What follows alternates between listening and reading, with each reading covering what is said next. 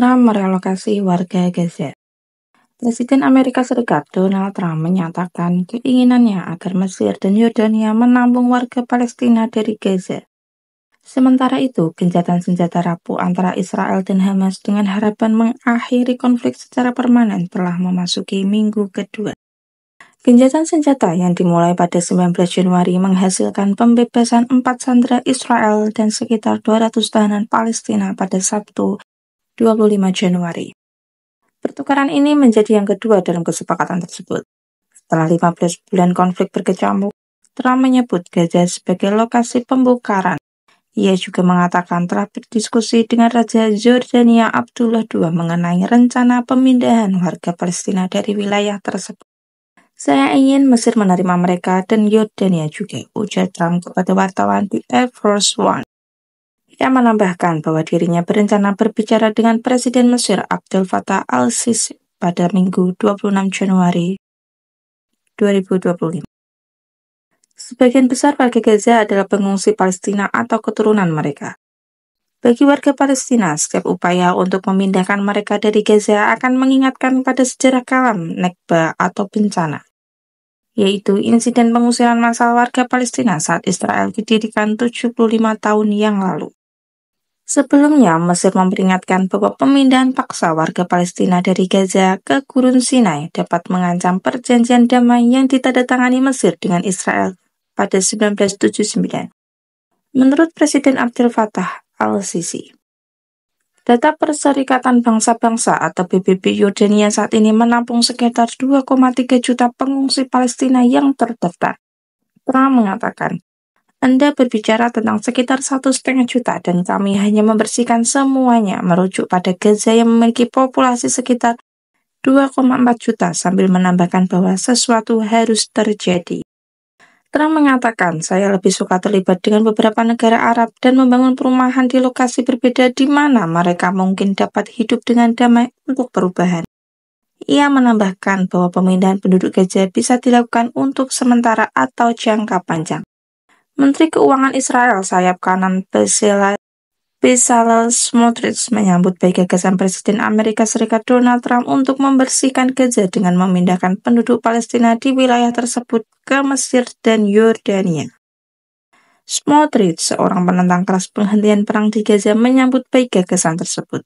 Saya akan, dengan pertolongan Tuhan, bekerja sama dengan Perdana Menteri dan Kabinet untuk memastikan adanya rencana operasional guna melaksanakan ini segera mungkin, kata Smotrich. Pemerintahan baru Trump berjanji memberikan dukungan yang tak tergoyahkan untuk Israel meskipun tanpa mengungkapkan rincian kebijakan Trump di Timur Tengah. Trump mengkonfirmasi pada Sabtu 25 Januari bahwa ia telah memerintahkan Pentagon untuk melepaskan pengiriman bom sebesar 2.000 pon atau sekitar 907 kg untuk Israel, yang sebelumnya dihentikan oleh pendahulunya Joe Biden karena kekhawatiran Joe Biden akan dampak terhadap warga sipil di Gaza. Sementara itu, seorang pejabat senior Hamas, kelompok militan Palestina yang menguasai Gaza, menyikapi pernyataan tersebut dengan penuh kecurigaan, sejalan dengan kekhawatiran lama Palestina tentang potensi pengusiran permanen dari rumah mereka. Rakyat Palestina tidak akan menerima tawaran atau solusi apapun, meski tampak beritikat baik dengan dalih rekonstruksi seperti yang disampaikan dalam usulan Presiden Amerika Trump, kata Bezalel, anggota Biro Politik Hamas. Di lain sisi, di Gaza Tengah, antrian orang terlihat di sepanjang jalan utama menuju utara. Beberapa menggunakan kendaraan dan beberapa berjalan kaki. Menurut sejumlah saksi mata, gelombang besar masyarakat menunggu isyarat untuk kembali ke Gaza City dan wilayah utara. Mereka jenuh dan ingin pulang, kata Tamar Al-Qurani, pengungsi asal Gaza City. Bukankah ini kesepakatan yang sudah disetujui? Banyak dari mereka tidak tahu apakah rumah mereka di kampung halaman masih berdiri, tapi mereka tetap ingin kembali. Setidaknya mendirikan tenda di dekat puing-puing rumah mereka ingin merasakan suasana rumah.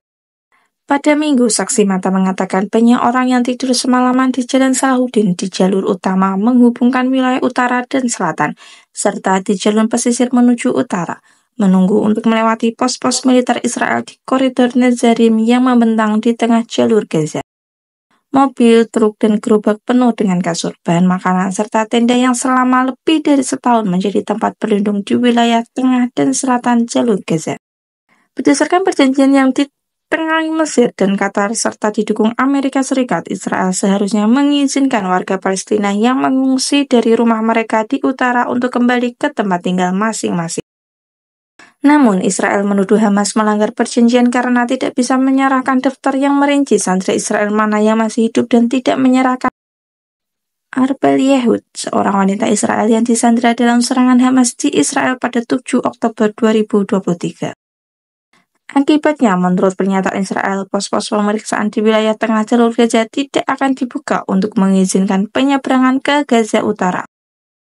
Hamas membalas dengan menuduh Israel menunda-nunda dan menyatakan Israel bertanggung jawab atas penundaan ini. Menurut pejabat rumah sakit Al-Auda mengatakan 4 orang terluka oleh tembakan Israel, diduga para tentara berupaya mencegah warga mereka mendekati posisi mereka. Militer Israel mengeluarkan peringatan kepada warga Palestina agar tidak mendekati pos-pos mereka di Gaza dan menyatakan bahwa prajuritnya telah melepaskan tembakan peringatan dalam beberapa kesempatan.